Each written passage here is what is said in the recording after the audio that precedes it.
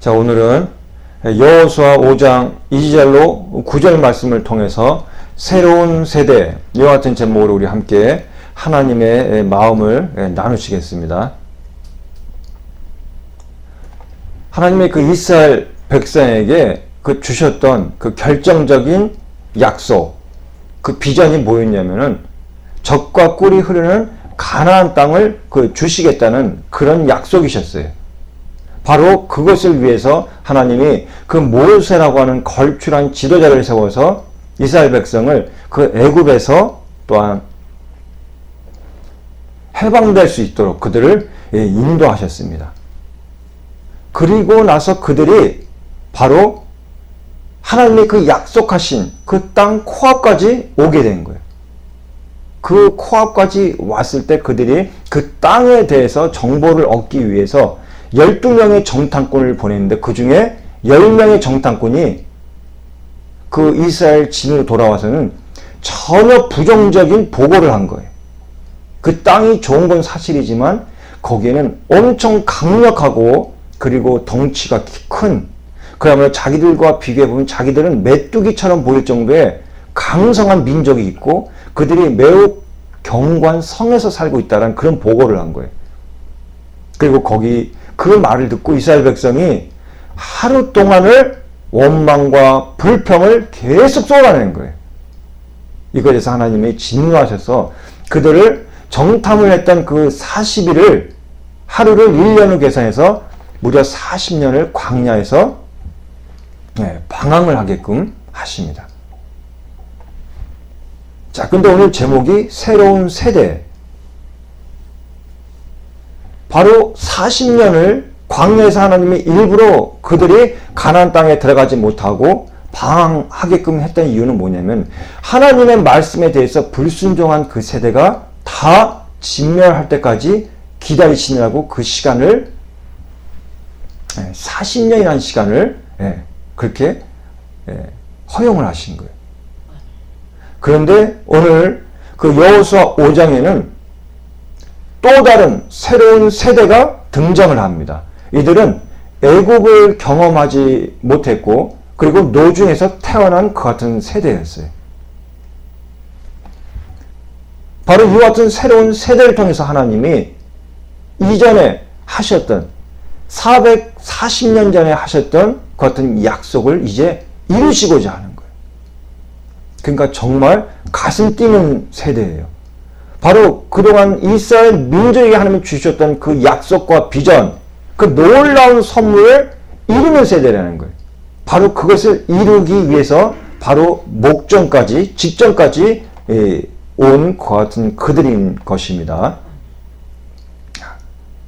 40년 만에 광야 40년 생활을 마치고 40년 만에 그 약속의 땅 그 코앞에 다시 서게 된 거예요. 그리고 그 땅 앞에 서게 된 이 세대는 이전과는 다른 세대예요. 그래서 오늘 이와 같이 이제 하나님 드디어 주신 그 비전을 목도에서 보면서 이것을 성취하게는 그 세대는 과연 어떤 세대였나, 우리 그것에 대해서 한번 구체적으로 하나님의 은혜를 한번 나눠보겠습니다. 이들은 먼저 하나님의 소유된 그 같은 세대였습니다.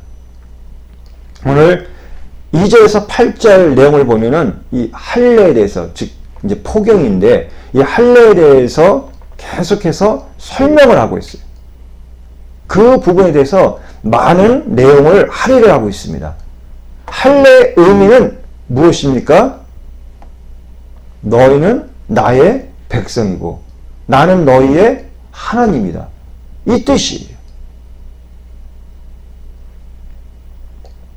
그리고 바로 이 뜻이 이 성경 전체를 통하고 있는, 특히 구약 전체를 통하고 있는 하나님이 우리에게 주시는 메시지예요.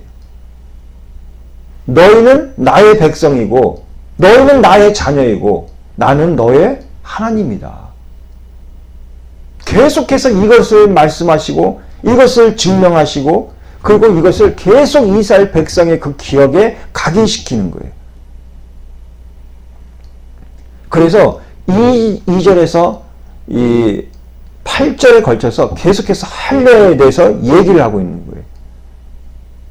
우리 여기 계신 성도님들도 반드시 기억해야 될 것이 무엇입니까? 우리는 누구의 소유된 자녀의 백성입니까? 하나님의 백성이라는 거예요. 하나님은 계속해서 이것을 강조하시는 거예요.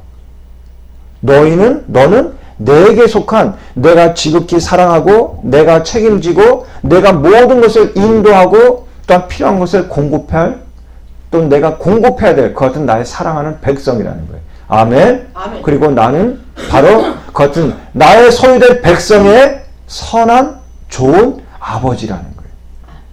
인도하시고 보호하시고 우리의 필요한 것을 공급하시고, 그리고 악의 세력으로부터 우리를 또한 우리에 대해서 방패의 역할을 감당하신다는 거예요. 이것을 계속해서 말씀하시고 확인시키시는 거예요. 그래서 무려 2절에서 8절에 걸쳐서 계속 할례에 대해서 얘기를 하는 거예요. 할례에 대해서. 너는 나의 백성이다. 아멘. 그리고 나는 너의 하나님이다. 나는 너를 인도하시는 하나님이요, 너를 또한 보호하는 하나님이요, 너의 필요를 알고 공급하는 하나님이라는 거예요. 너의 마음과 중심을 아는 하나님이라는 거예요. 아멘. 소속감. 내가 어디에 안정적으로 소속되어 있구나. 나를 인도하실 분이 있고 나를 보호하실 분이 있고, 우리가 이 땅에서 고아가 아니고 혼자가 아니라는 것을 우리는 꼭 그것을 깨닫고 알으셔야 돼요. 아멘. 이 사실을 단지 머리로만 알면은 아무 의미가 없습니다. 우리가 이것을 감정적으로, 정서적으로도 분명한 믿음 가운데 이 말씀을 받아들일 때 우리 마음이, 심령에 무엇이 오게 됩니까? 안정감이 오는 거예요. 내가 하나님의 백성이구나. 하나님은 또 나의 아버지시구나. 아멘. 아멘.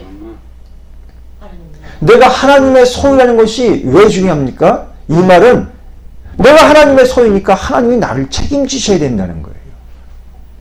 하나님 나를 붙드시고 내가 어려움에 처할 때는 나를 보호하시고 나의 방패막이가 되셔야지만 되는 그 같은 분이라는 거예요.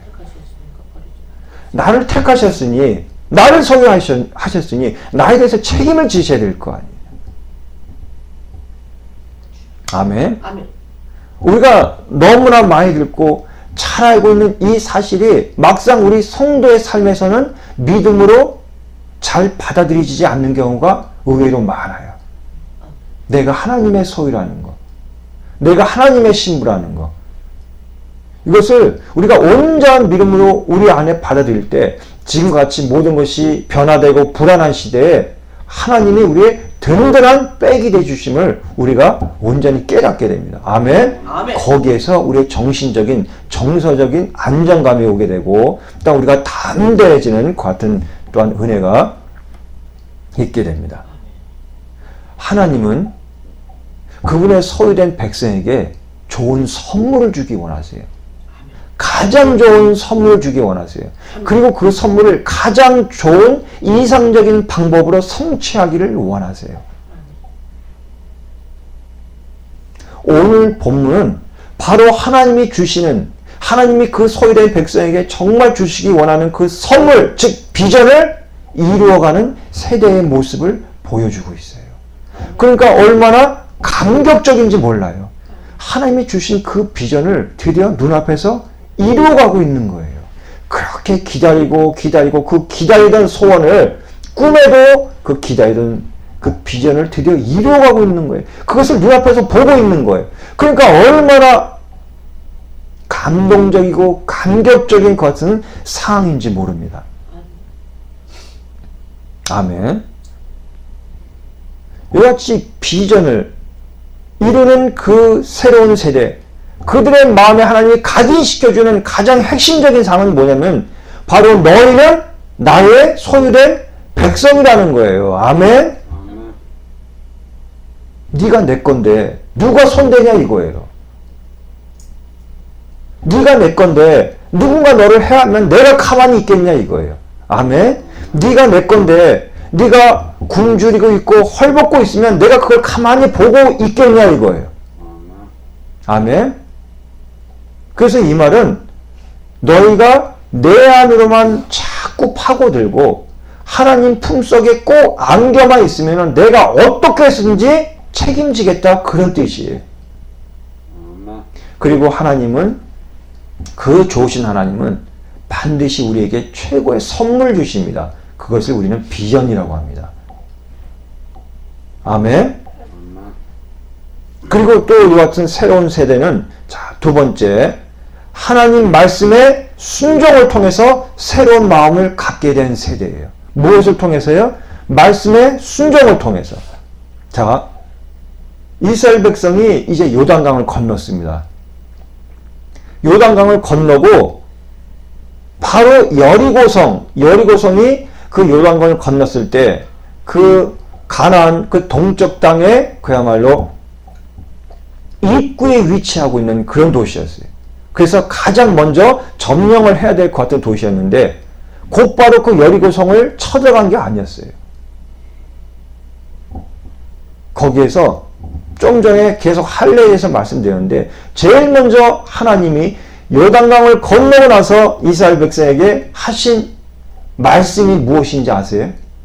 자, 너희는 마음을 굳게 하고 모든 전투 장비를 잘 챙기고 그리고 온 매무새를 다시 한번 점검해라. 그리고 대열을 잘 갖춰오라. 그런 얘기 하신 게 아니었어요. 할례를 행하라는 거였어요. 할례요. 할례는 즉 포경인데 이 할례를 행하게 되면은 막상 싸움을 해야 될 그 군인들 힘을 쓰고 전투를 할 수 있는 그 장정들이 며칠간 제대로 행동을 못합니다. 그 고통 때문에. 자, 보세요. 요단강을 건너고 나서 할례를 행하라고 하나님 말씀하시는데 여리고성이 아주 가까운 거리에 있단 말이에요. 여리고성이. 근데 그 와중에 할례를 행하라는 거예요. 며칠 동안 제대로 움직이지도 못하는데. 무슨 얘기예요? 세상적으로 볼 때는 그냥 자멸하라는 거예요. 자멸. 할례를 행하고 나서 제대로 움직이지도 못하고 진중에 그냥 누워있고 앉아있고 그렇게 쉬고 있는데 느닷없이 그 기간 동안에 여리고에서 쳐들어오게 되면은 그야말로 힘 한 번 제대로 못 쓰고 몰살을 당할 수 있는 그런 상황인 거예요. 그런데요, 이 말씀에 순종을 합니다. 이스라엘 백성이. 할례를 해요. 지금 여리고성이 아주 멀리 있는 게 아니에요. 그리고 요단강을 건너기 전에 이런 말씀을 하신 것도 아니에요. 요단강을 건너고 나서 여리고성을 코앞에 두고 지금 할례를 하고 있는 거예요. 이게 군사 전략상 이건 말이 안 되는 거예요. 적을 코앞에 놔두고 최상의 컨디션을 만들어도 될까 말까 한 그런 상황인데 할례를 행함으로써 자신의 신체 활동을 최소한으로 제약을 시켜버리는 거예요. 그런데 이 말씀에 순종을 해요. 이스라엘 백성이 순종을 합니다. 이전 세대와는 다른 모습이에요. 얼마나 두렵겠습니까? 전쟁 와중에 적을 코앞에 두고서 이런 행위를 한다는 것은 그야말로 정말 우리 쪽에서 볼 때는 담대하다고, 어떻게 보면 적을 무시한다고 밖에 볼 수가 없는데 이 하나님의 말씀의 메시지에 순종을 합니다.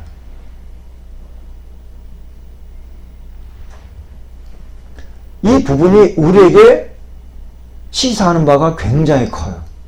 하나님이 때로는 우리를 이와 같이 어떤 믿음의 그 막바지에서 테스트를 하실 때가 있어요. 아멘. 그 테스트를 통과하시는 우리 귀한 성도들 되시기를 간절히 기원합니다. 아멘. 우리 머리로는 분명히 말도 안 되는 상황이에요. 그 말도 안 되는 말씀이고 요구사항이에요. 근데 그때 하나님이 그 상황이 얼마나 절박한지, 얼마나 어려운지를 몰라서 우리에게 때로는 무리한 요구를 하시는 게 아니에요. 무엇을 보시기 때문에? 우리의 믿음을 보시겠다는 거예요. 하나님이 말씀하실 때 순종하는지 안 하는지 그걸 보겠다는 거예요.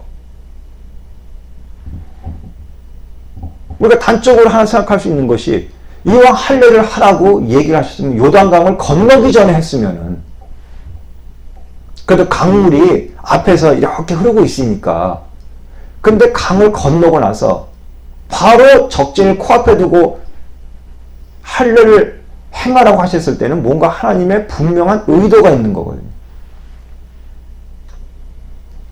무슨 뜻입니까? 하나님은 첫째도 둘째도 셋째도 믿음을 보세요. 아멘? 무슨 믿음이요? 하나님이 하신 말씀에 대하여 순종을 하는지 안 하는지 그걸 보신단 말이에요. 하나님 보시는 건 오직 하나예요. 네가 과연 내 말에 대하여 순종을 하느냐 안 하느냐 그것을 보세요. 할례를 행함의 의미가 이스라엘 즉 하나님의 택한 백성 너희는 나의 소유고 나는 너희의 하나님이다. 이와 같은 것을 내포한다라고 처음에 말씀드렸는데 오직 하나님의 관심은 그거예요. 너는 나의 백성이 되고 즉 나의 소유가 되고 나는 너의 하나님이라. 아멘. 우리가 하나님의 백성이 되는 그 단적인 통로는 뭡니까? 바로 믿음이라는 거예요. 무엇에 대한? 말씀에 대한 순종을 보임으로써 우리가 그 믿음으로 하나님의 백성임을 우리가 증명하고 우리가 하나님의 백성임이 우리 안에서 각인된다는 거예요. 따라서 이 시간을 통해서 하나님이 때로는 우리의 생각과 다른 그 같은 말씀과 요구를 하실 때도 우리 귀한 성도님들 꼭 여기에 믿음으로 순종하시고 반응하시기를 간절히 기원합니다. 자, 그럼 이와 같은 새로운 세대는 이와 같이 하나님 말씀에 순종하고 그리고 주신 그 비전을 이루는 데 있어서 그 귀한 밑거름이 되었던 부분이 있습니다. 이들이 어떻게 이런 급박한 상황에서도 이런 하나님의 요구사항에 온전히 순종할 수 있었을까? 이들이 어떻게 드디어 하나님 주신 그 비전을 이루는 그 같은 세대가 될 수 있었을까? 그 밑거름의 중요한 요인 중에 하나가 바로 오늘 두 번째, 불순종의 실패를 통해서 새로운 마음을 갖게 된 세대라는 거예요. 아멘. 사실 이들이 가나안 앞에 서게 된 것은 이번이 첫 번째가 아니에요. 이미 그들의 아버지 부모 세대에 가나안 땅 코앞까지 왔었어요. 근데 그때 그 이스라엘 백성은 불순종으로 원망으로 하나님께 반응을 했어요.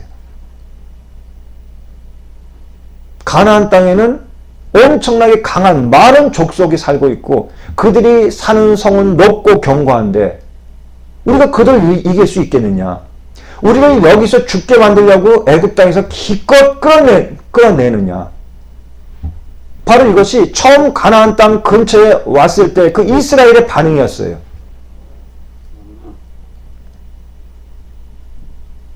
그 결과는 뭐였습니까? 40년을 광야에서 방황하고 계속 그 광야 생활을 하게 된 겁니다. 자, 근데 여기서 중요한 건 뭡니까? 바로 그 광야 노중에서 태어난 그 세대들이에요. 그들은 계속 그것을 보았습니다.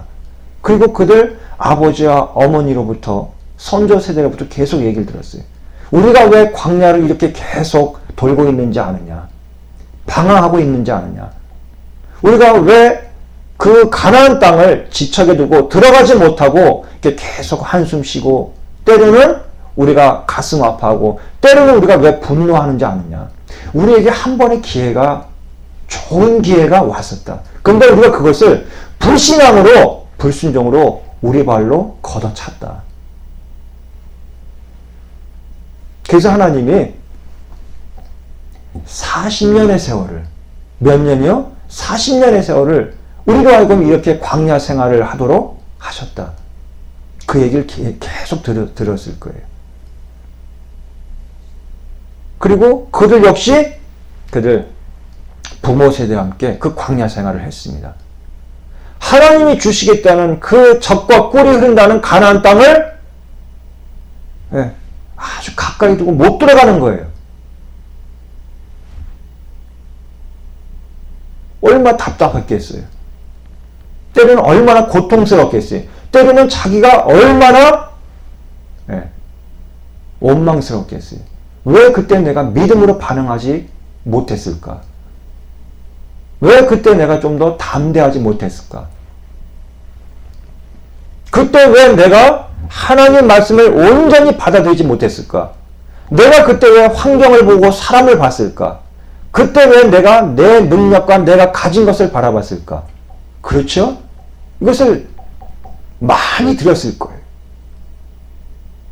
이것을 들으면서 자란 새로운 세대, 그들의 마음에는 어떤 부분이 있었을까요? 실패를 통해서 배운 것이 그들의 마음에 깊숙이 새겨져 있었을 거예요. 아멘? 하나님은 말씀하시면 반드시 이루시고, 하나님이 그 하신 말씀과 비전에서는 우리가 오직 무엇으로? 믿음으로, 담대함으로, 행동함으로, 결단함으로 대응을 할 때 비로소 하나님이 우리에게 약속하신 그 비전이 우리 손으로 잡힐 수 있다는 것을 그들이 그 마음에 새기고 또 새겼을 거예요.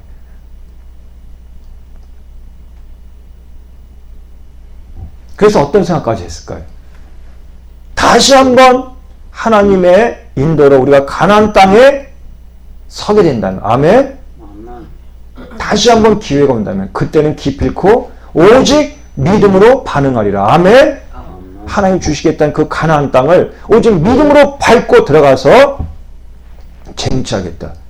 그런 마음의 각오도 결의도 계속 새겼을 겁니다. 바로 이런 세대였어요. 하나님의 은혜를 통해서 하나님의 좋으심을, 하나님의 선하심을 보고 깨닫을 뿐만 아니라 실패의 경험을 통해서, 이전의 그 실패의 경험을 통해서 뼈저리게 깨달은 게 많았던 그런 세대였어요. 다시 기회가 오면 오직 무엇으로? 믿음으로, 아멘? 순종으로, 결단함으로, 담대함으로 반응하리라. 이런 생각을 했던 겁니다. 우리가 주 예수 그리스도를 바라볼 때 그 예수님의 삶에서 가장 두드러지고 결정적인 것은 무엇이냐면 하나님이 주신 그 말씀에 대한 철저한 순종이었어요.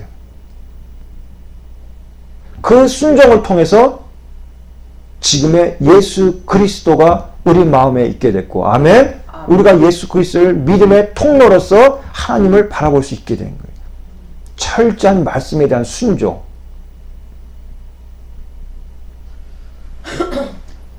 예수 그리스도가 정말 하나님의 아들일 수 있었던 것은 그분이 정말 이름 그대로 예수 그리스도로서의 지위와 역할을 온전히 감당할 수 있었던 것은 무엇이냐면은 바로 하나님 말씀에 대한 순종이었어요. 아멘. 그 말씀을 이루는 것이었어요. 반면에 지금 그 말씀드리고 있는 그 문맥과 연결해서 참담한 실패를 통해서 우리 인류에게 엄청난 고통을 준 것이 누굽니까? 바로 아담이에요. 하나님이 모든 것을 허락하시되 동산 중앙에 있는 선악과에 대해서는 손을 대지 말라고 했어요. 아담이 이 같은 하나님 말씀에 대한 불순종으로 반응함으로 인해서 우리 인류가 그 짊어지게 된 엄청난 고통이라는 것은 이루 말로 형언할 수가 없어요. 예수 그리스도도 그것을 잘 알고 계셨을 거예요. 아담의 실패가 어떤 결과를 가져오는지, 아담의 불순종이 어떤 같은 파급 영향력을 갖고 오는지. 이 시간 하나님 우리에게 이렇게 말씀 하시기도 합니다. 이전에 우리가 했던 실패의 경험들, 아픔의 경험들, 이제 그것마저도 합력할 선을 이룰 수 있는 그 같은 재료가 된다는 거예요. 아멘. 그것을 통해서 믿음의 승리의 삶을 살 수 있어야 돼요. 자, 그리고 이 새로운 세대를 통해서 하나님이